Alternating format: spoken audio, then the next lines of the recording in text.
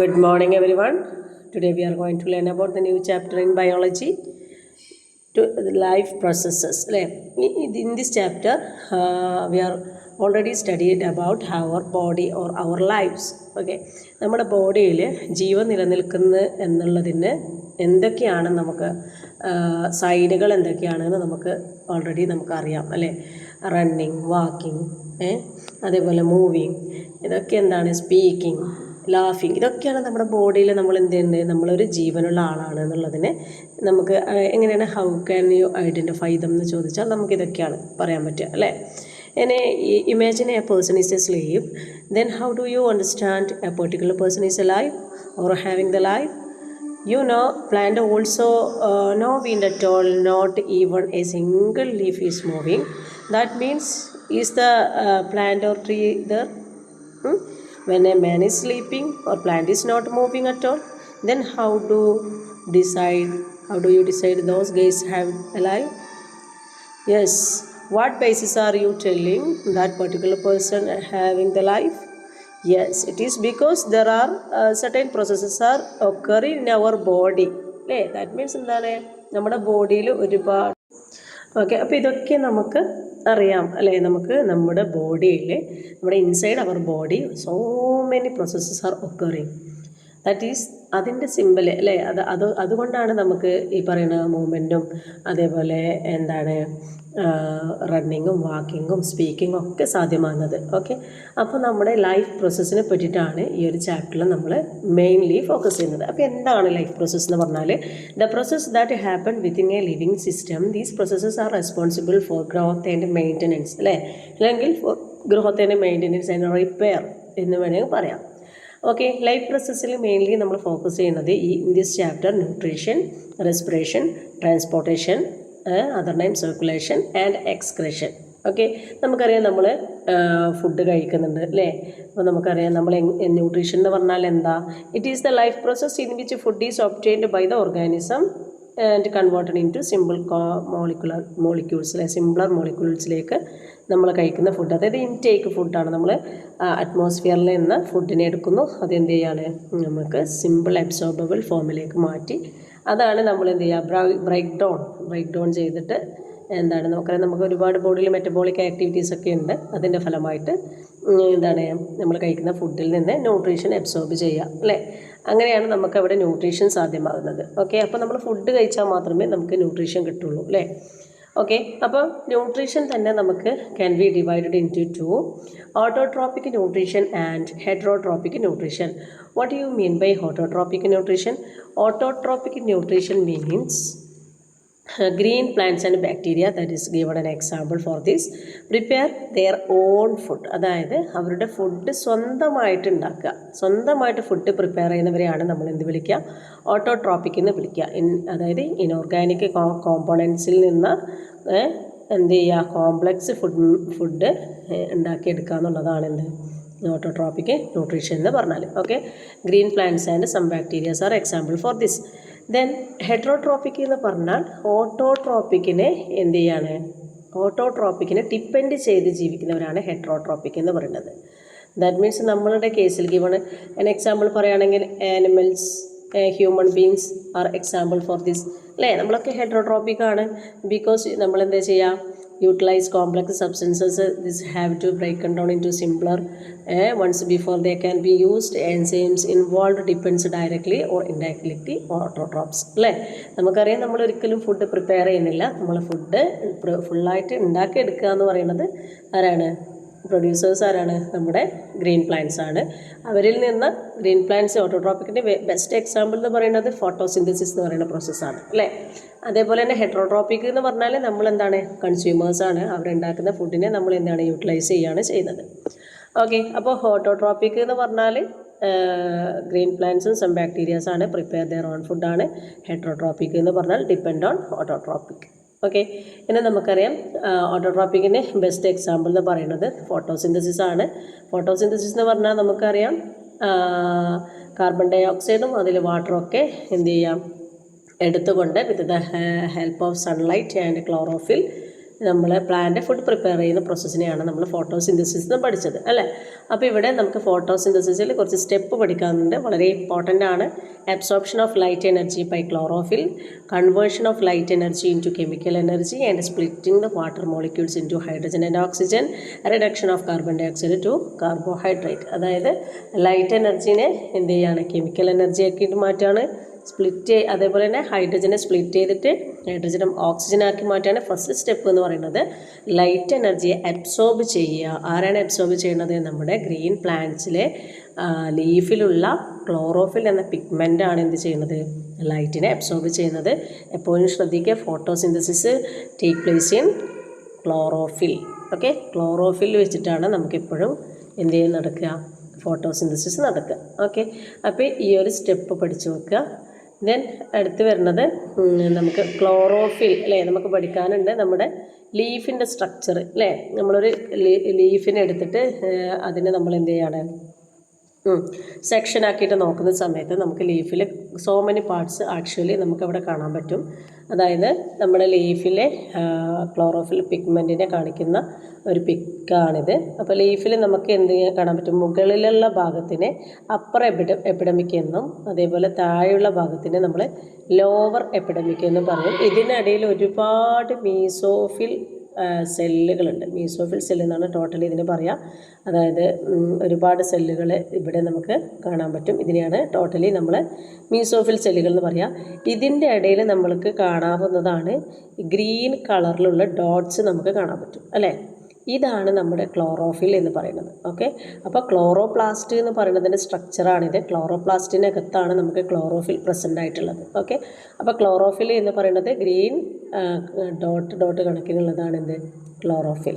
Okay, അപ്പോൾ they are green colour dot, that is chloroplast കാണാൻ പറ്റും. അതിനകത്താണ് എന്ത്, നമുക്ക് ക്ലോറോഫിൽ എന്ന് പറയുന്ന പിഗ്മെൻറ്റ് കാണാൻ പറ്റും. ഓക്കെ, പിന്നെ നമുക്കതിനെ ലോവർ എപ്പിഡമിക്കിൻ്റെ ഇടയിൽ നമുക്ക് ഇതേപോലെ ഈ ഇടയിൽ നമുക്കിവിടെ നമുക്ക് കാണാൻ പറ്റുന്നതാണ് നമ്മുടെ സ്റ്റൊമാറ്റ എന്ന് പറയുന്നത്. അപ്പോൾ നമുക്ക് സ്റ്റൊമാറ്റ എന്ന് പറഞ്ഞാൽ എന്താണെന്നറിയാം, നമ്മുടെ ലീഫിൽ കാണുന്ന മൈന്യൂട്ട് പോർസിനെയാണ് നമ്മൾ സ്റ്റൊമാറ്റ എന്ന് പറയുക. അപ്പോൾ ഇവിടെ വെച്ചിട്ടാണ് these pores carbon dioxide enter into the leaves and oxygen come out. ഇവിടെ വെച്ചിട്ടാണ് ഓക്സിജൻ പുറത്തേക്ക് പോകുന്നതും കാർബൺ ഡൈ ഓക്സൈഡ് അകത്തേക്ക് വരുന്നതൊക്കെ. ആ ഒരു ഓക്സിജൻ്റെ ട്രാൻസ്പോർട്ടേഷൻ, കാർബൺ ഡൈ ഓക്സൈഡിൻ്റെ ഗ്യാഷ്യസ് എക്സ്ചേഞ്ച് ഇൻ പ്ലാന്റ്സിൽ നടക്കുന്നത് ഇവിടെ വെച്ചിട്ടാണ്, സ്റ്റൊമാറ്റയിൽ വെച്ചിട്ടാണ്. ഓക്കെ, അപ്പോൾ സ്റ്റൊമാറ്റ നമുക്ക് ലോവർ എപ്പിഡമിക്കിലാണ് നമുക്ക് കാണാം, ലീഫിൻ്റെ ഏറ്റവും അടിഭാഗത്തായിട്ടാണ് നമുക്ക് കാണാൻ പറ്റുക. ഓക്കെ, അപ്പോൾ ഇതാണ് ക്ലോറോപ്ലാസ്റ്റിനെ പറ്റിയിട്ടുള്ള ഒരു നോട്ട്. ഓക്കെ, ഇനി നമുക്ക് ക്ലോറോപ്ലാസ്റ്റിൻ്റെ ഒരു സ്ട്രക്ചർ വളരെ വൃത്തിയിൽ നോക്കുകയാണെങ്കിൽ നമുക്ക് അവിടെ കുറച്ചും കൂടി പാർട്സുകൾ പഠിക്കാനുണ്ട്. അപ്പോൾ ഏതൊക്കെയാണെന്ന് നമുക്ക് നോക്കാം. ഇവിടെ നമുക്കറിയാം ക്ലോറോപ്ലാസ്റ്റ് എന്ന് പറഞ്ഞാൽ ഒരു ഡബിൾ ലെയേർഡ് സ്ട്രക്ചറാണ്. ഇതിനൊരു ഡബിൾ ലെയേർഡ് കാണാൻ പറ്റും. ഇതിൽ നമ്മൾ ഒരു കോയിൻ ലൈക്കിൽ സ്ട്രക്ചർ കാണാൻ പറ്റും. കോയിന് അടുക്കി വെച്ച പോലുള്ളൊരു പാർട്ട് നമുക്ക് കാണാൻ പറ്റും. അതിനെയാണ് നമ്മൾ എന്ത് വിളിക്കുക, ഗ്രാന എന്ന് വിളിക്കുക. അതിനെയാണ് നമ്മൾ എന്ത് വിളിക്കുക, ഗ്രാന എന്ന് വിളിക്കുക. ക്ലോറോപ്ലാസ്റ്റിൽ ഡബിൾ ലെയേർഡ് സ്ട്രക്ചറാണ്. അതിനകത്തുള്ള ആ ഒരു കോയിൻ ലൈക്ക് സ്ട്രക്ചറിനെയാണ് നമ്മൾ ഗ്രാന എന്ന് വിളിക്കുക. ഇതാണ് നമ്മുടെ ഗ്രാന എന്ന് പറയുന്നത്. പിന്നെ അത് കഴിഞ്ഞിട്ട് ഇതിൻ്റെ അടിയിൽ ഫ്ലൂയിഡ് ഫിൽഡ് പാർട്ടുണ്ട്. ഫ്ലൂയിഡ് ഫിൽഡ് ആയിട്ടുള്ള പാർട്ടിനെയാണ് നമ്മൾ സ്പേസ് ഉണ്ട്, അതിനെയാണ് നമ്മൾ എന്ത് വിളിക്കുക, സ്ട്രോമ എന്ന് വിളിക്കുക. എന്താ വിളിക്കുക, സ്ട്രോമ എന്ന് വിളിക്കുക. ഫ്ലൂയിഡ് ഫിൽഡ് പാർട്ടിനെയാണ് നമ്മൾ സ്ട്രോമ എന്ന് വിളിക്കുക. ദെൻ അത് കഴിഞ്ഞിട്ട് നമുക്ക് നോക്കുകയാണെങ്കിൽ ഇവരെ തമ്മിൽ, അതായത് ഗ്രാനയെ തമ്മിൽ കണക്ട് ചെയ്തിട്ടുള്ള ബ്രിഡ്ജ് ഉണ്ട്. ഇതിനെ നമ്മൾക്ക് സ്ട്രോമ ലാമെല്ലെ എന്ന് വിളിക്കാം. സ്ട്രോമ ലാമെല്ലെ എന്ന് വിളിക്കാം. സ്ട്രോമ ലാമെല്ലെ. ഓക്കെ, അപ്പോൾ ഈ ഒരു പാർട്ടും പഠിച്ചു വെക്കണം. ഗ്രാന പഠിക്കുക. ഓക്കെ, ദെൻ ഫ്ലൂയിഡ് ഫിൽഡ് പാർട്ടിന് സ്ട്രോമ എന്ന് പറയും. സ്ട്രോമയിലെ ഗ്രാനയെ കണക്ട് ചെയ്തിട്ടുള്ള ബ്രിഡ്ജിനെയാണ് സ്ട്രോമ ലാമെല്ലെ എന്ന് പറയാം. ഇനി ഇവിടെ നമ്മൾ കോയിനിലേക്ക് സ്ട്രക്ചർ ഒരുപാട് കോയിൻ അടുക്കി വെച്ചതിനെയാണ് ഗ്രാന എന്ന് പറഞ്ഞത്. ഇതിൽ ഒരു കോയിനെയാണ് നമുക്ക് വേണമെങ്കിൽ എന്ത് വിളിക്കാം, തൈലക്കോയിഡ് എന്ന് വിളിക്കാം. അതായത് സിംഗിൾ സ്ട്രക്ചറിനെ നമുക്ക് എന്ത് വിളിക്കാം, തൈലക്കോയിഡ് എന്ന് വിളിക്കാം. തൈലക്കോയിഡ് എന്ന് പറയാം. ഓക്കെ, അപ്പോൾ ഇതാണ് ക്ലോറോപ്ലാസ്റ്റിൻ്റെ സ്ട്രക്ചർ. നന്നായിട്ട് നോട്ട് ചെയ്ത് വെക്കുക. എക്സാമിന് ചിലപ്പോൾ ചോദിക്കാറുണ്ട്. അപ്പോൾ എല്ലാവരും നോട്ട് ചെയ്ത് വെക്കുക. ഓക്കെ, ദെൻ നമ്മൾ നോക്കുന്നത് സ്റ്റൊമാറ്റയെ പറ്റിയിട്ടാണ്. സ്റ്റൊമാറ്റ അതായത് എങ്ങനെയാണ് കാർബൺ ഡൈ ഓക്സൈഡ് അതേപോലെ ഓക്സിജൻ ഗ്യാഷ്യസ് എക്സ്ചേഞ്ച് നടക്കുന്നത് എന്നുള്ളതാണ്. ത്രൂ സ്റ്റൊമാറ്റ വഴിയാണ്. Whenever carbon dioxide has to enter no that point of time pore will get opened. അതായത് ഈ ഒരു സ്റ്റൊമാറ്റ എന്ന് പറയുന്നത് ഫുൾ ടൈം ഓപ്പൺ ആയിരിക്കില്ല. എപ്പോഴാണ് ഇത് ഓപ്പൺ ആവുക? കാർബൺ ഡൈ ഓക്സൈഡ് എൻ്റർ ചെയ്യുന്ന സമയത്തും അതേപോലെ ഓക്സിജൻ കംസ് ഔട്ട് ചെയ്യുന്ന സമയത്തും എന്ത് ചെയ്യാണ്? ഈ ഗ്വാഡ് സെല്ല് ഓപ്പൺ ആവും അല്ലേ. ഗ്വാഡ് സെല്ല് എന്ന് പറഞ്ഞാൽ സ്റ്റൊമാറ്റയിൽ ഈ കാണുന്ന ഈ ഒരു പാർട്ടിനെയാണ്, ഈ രണ്ട് പാർട്ടിനെയാണ് നമ്മൾ എന്ത് വിളിക്കുക? ഗ്വാഡ് സെല്ല് എന്ന് വിളിക്കുക. ഓക്കെ, ഇനി വാട്ടറൊക്കെ കയറുന്ന സമയത്ത്, വാട്ടറൊക്കെ എൻ്റർ ചെയ്യുന്ന സമയത്ത് ഈ ഗ്വാഡ് സെല്ല് എന്ത് ചെയ്യും? നന്നായിട്ട് സ്വെല്ല് ചെയ്തിട്ട് കാണാൻ പറ്റും, അതായത് വീർത്തിട്ട് കാണാൻ പറ്റും. ഇനി ആഫ്റ്റർ ദി ഫോട്ടോസിന്തസിസ് അല്ലെങ്കിൽ ഫോട്ടോസിന്തസിസ് നടക്കാതിരിക്കുമ്പോൾ ഇതെന്താകും? ഷ്രിങ്കായിട്ടും കാണാൻ പറ്റും. ഇതാണ് നമ്മൾ ഗ്വാഡ് സെല്ല് എന്ന് പറയാം. Guard cell. Okay, guard cell. Okay, അപ്പോൾ അത് നോട്ട് ചെയ്ത് വെക്കുക. ഇതാണ് സ്റ്റൊമാറ്റ. സ്മോൾ പോർസ്, നമ്മുടെ ലീവ്സിൽ കാണുന്ന സ്മോൾ പോർസിനെയാണ് നമ്മൾ സ്റ്റൊമാറ്റ എന്ന് പറയും.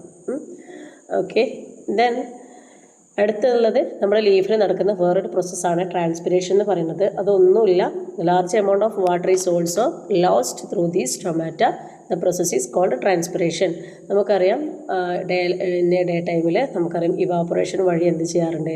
ലീഫിൽ നിന്നും അവിടെയുള്ള വാട്ടർ ഇവാപ്പറേറ്റ് ചെയ്തിട്ട് പിന്നെ പോകാറുണ്ട്. അതിനെയാണ് നമ്മൾ എന്ത് വിളിക്കുക?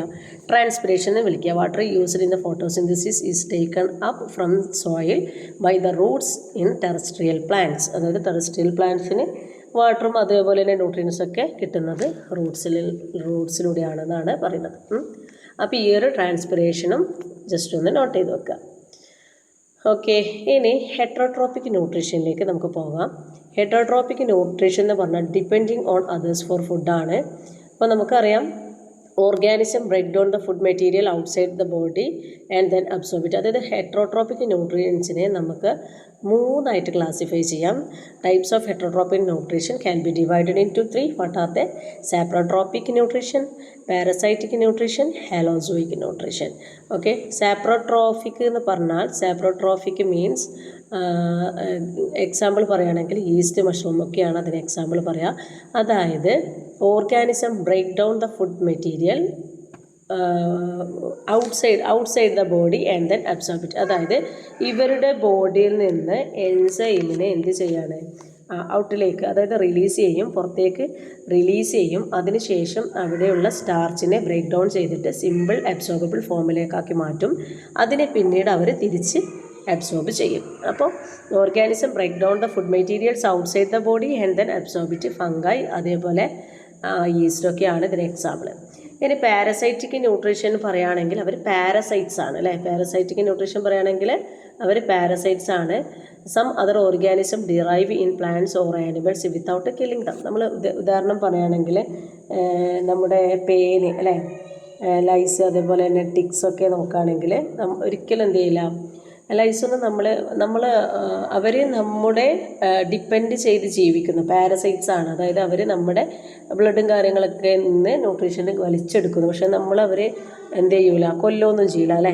അതായത് നമുക്ക് അവിടെ അവരെ ഡെത്ത്, അതായത് നമുക്ക് മരണമൊന്നും സംഭവിക്കില്ല. അവർ നമ്മളിൽ നിന്ന് ന്യൂട്രീഷൻ എടുക്കുന്നു എന്ന് വിചാരിച്ചിട്ട് നമുക്കവിടെ മരണമൊന്നും സംഭവിക്കുന്നില്ല, ഡെത്തൊന്നും നടക്കുന്നില്ല എന്നാണ് പറയുന്നത്. പാരസൈറ്റ്സ് ആണ്. അപ്പോൾ parasitic nutrition feeds on another living organism. അപ്പോൾ some other organism derive in plants or animals without killing them. Okay, അതിന് ബെസ്റ്റ് എക്സാമ്പിളാണ് നമുക്ക് പറയാം കാസ്ക്യൂട്ട. പ്ലാന്റ്സിൻ്റെ കാര്യത്തിലാണെങ്കിൽ കാസ്ക്യൂട്ട, ഇത്തൽ കണ്ണി എന്നൊക്കെ പറയും. അതിങ്ങനെ പ്ലാന്റിന് ഇങ്ങനെ വലിഞ്ഞ് മുറുകിയിട്ട് അതിൻ്റെ മുകളിലാണ് വളരുക. പിന്നെയുള്ളത് ഹോളോസോയിക് ന്യൂട്രീഷനാണ്. Organism take in whole material and break it down inside their body. അതായത് ഫുഡിനെ അകത്തേക്ക് എടുക്കുന്നു, എന്നിട്ട് അവിടെ വെച്ചിട്ട് ബ്രേക്ക് ഡൗൺ ചെയ്തിട്ട് സിംപ്ലർ അബ്സോർബിൾ ഫോമിലേക്കാക്കി മാറ്റുന്നു. അതാണ് എന്ത്? ഹോളോസോയിക്. ഹോളോസോയിക്കിന് ഹ്യൂമൻ ബീയിങ്സും അമീബയൊക്കെ ഹോളോസോയിക്കാണ്. അവർ ഫുഡിനെ എൻഗൾഫ് ചെയ്യും, വിഴുങ്ങും, എന്നിട്ടാണ് ബാക്കിയുള്ള പ്രോസസ്സ് നടക്കുക. അപ്പം അങ്ങനെയുള്ള ആൾക്കാരെയാണ് നമ്മൾ ഹാലോസോയിക് എന്ന് വിളിക്കുക. ഓക്കെ, അപ്പോൾ ഹാലോസോയിക്, സാപ്രോഫൈറ്റിക്, അതേപോലെ തന്നെ പാരസൈറ്റിക്. ഓക്കെ, അത് നോട്ട് ചെയ്തൊക്കെ. ഇനി അമീബയുടെ കേസിൽ അമീബയിൽ എപ്പോഴും എക്സാമിന് വരാറുണ്ട്. അമീബ ഫുഡ് എടുക്കുന്നത് എങ്ങനെയൊക്കെ എന്നുള്ളത്. അമീബ ഫുഡിൻ്റെ അടുത്തേക്ക് പോകുന്നു, engulf the food into the cell using pseudopodia. ഈ ഒരു പാർട്ടിനെയാണ് സ്യൂഡോപോഡിയ എന്ന് വിളിക്കുക. പിന്നെ സിംഗിൾ സെൽ ഓർഗാനിസമാണ്, നമ്മുടെ ഒരൊറ്റ സെല്ലുള്ള ഒരാളാണ് ആര്, യൂണിസെല്ലുലാർ ഓർഗാനിസമാണ് എന്ത്, അമീബ. സോ ഇയാൾ ഫുഡ് എടുക്കുന്നതും വേസ്റ്റ് മെറ്റീരിയൽ എക്സ്ക്രേറ്റ് ചെയ്യുന്നതും പുറത്തേക്ക് വിടുന്നതൊക്കെ എന്താണ്, ഏത് വഴിയാണ്, സെൽ സർഫേസ് വഴി തന്നെയാണ്. ഫുഡിനെ വാക്യൂമിൽ എത്തിക്കഴിഞ്ഞാൽ എൻസൈമിൻ്റെ ഹെൽപ്പോട് കൂടി ഡൈജഷൻ നടക്കുന്നു. ഇൻട്രാസെല്ലുലാർ ഡൈജഷൻ, ഉള്ളിൽ വെച്ച് വാക്യൂമിൽ വെച്ചിട്ട് ഫുഡ് വാക്യൂമിൽ വെച്ചിട്ട് എന്ത് ചെയ്യുകയാണ്, ഇൻട്രാസെല്ലുലാർ റെസ്പിറേഷൻ നടക്കുന്നു, ഇൻട്രാസെല്ലുലാർ ഡൈജഷൻ നടക്കുന്നു. അത് കഴിഞ്ഞിട്ട് remnants expelled through the cell surface. ഇതാണ് അവിടെ അമീബയുടെ കേസിൽ നടക്കുന്നത്. ഓക്കെ, അപ്പോൾ അമീബയുടെ ഈ ഒരു 4 സ്റ്റെപ്പ് ഒന്ന് നോട്ട് ചെയ്ത് വെക്കുക. ഓക്കെ, ഇനി ഇതേപോലെ തന്നെയാണ് പാരമീസിയം. പാരമീസിയത്തിൻ്റെ കാര്യത്തിൽ എന്താ ചെയ്യുന്നത്, which is also cellular organism, unicellular organism. The cell has definite shape and food is taken in at the particular spot. അതായത് നമ്മുടെ ഇവിടെ നോക്കുകയാണെങ്കിൽ പാരമീസിയത്തിന് ഇവിടെ ഇതിന് ചുറ്റും എന്തുണ്ടാവും, സീലിയ കാണാൻ പറ്റും. സീലിയ എന്ന് പറഞ്ഞാൽ ഒരു എന്താ പറയുക, ഇതേപോലെ ഒരുപാട് ഇങ്ങനെയുള്ള ഒരു സ്ട്രക്ചറാണ് സീലിയ എന്ന് പറഞ്ഞാൽ. ഈ സീലിയ വെച്ചിട്ടാണ് ഇയാൾ എന്ത് ചെയ്യുക, ഫുഡിനെ വാക്യൂമിലേക്ക്, അതായത് ഫുഡിനെ അതിൻ്റെ ഫുഡ് സ്പോട്ടിലേക്ക് എത്തിക്കുക. ഓക്കെ, സീലിയ വെച്ചിട്ട് ഇങ്ങനെ തുഴയാന്ന് പറയില്ല, അതേപോലെ ഇങ്ങനെ എന്താണ് അത് വെച്ചിട്ടാണ് എന്ത് ചെയ്യുക, സീലിയ ഫുഡിനെ ഫുഡ് വാക്യൂൾ, അതായത് അവരുടെ മൗത്തിലേക്ക് എത്തിക്കുക. എന്നിട്ട് അവിടെ വെച്ചിട്ടാണ് ഫുഡിനെ രണ്ടായിട്ട് അവിടെ ഉള്ളിൽ വെച്ചിട്ട് എന്ത് ചെയ്യും, ഫുഡിൻ്റെ ഡൈജഷൻ നടക്കുകയാണ് ചെയ്യുക. എന്നിട്ടത് അബ്സോർബിബിൾ ഫോമിലേക്ക് ആക്കിയിട്ട് അതിലെ ന്യൂട്രീഷൻ അബ്സോർബ് ചെയ്യുകയാണ് ചെയ്യുക. അപ്പോൾ പാരമീസിയത്തിൻ്റെ കാര്യത്തിൽ ഇവിടെ ഒരു ഫുഡ് വരികയാണെങ്കിൽ ഈ സീലിയ യൂസ് ചെയ്തുകൊണ്ട് അതിനെന്ത് ചെയ്യും, ഫുഡ് വാക്യൂളിനെ അകത്തേക്ക് എത്തിക്കുകയാണ് ചെയ്യുക. Food is moved to this spot by the movement of cilia which cover the entire surface of the cell. Okay, അപ്പോൾ അങ്ങനെ ഇതാണ് നമ്മുടെ പാരമീസിയത്തിൻ്റെ അവസ്ഥ എന്ന് പറയുന്നത്. ദെൻ ഇനി നമുക്ക് നോക്കേണ്ടത് നമ്മുടെ ഡൈജഷൻ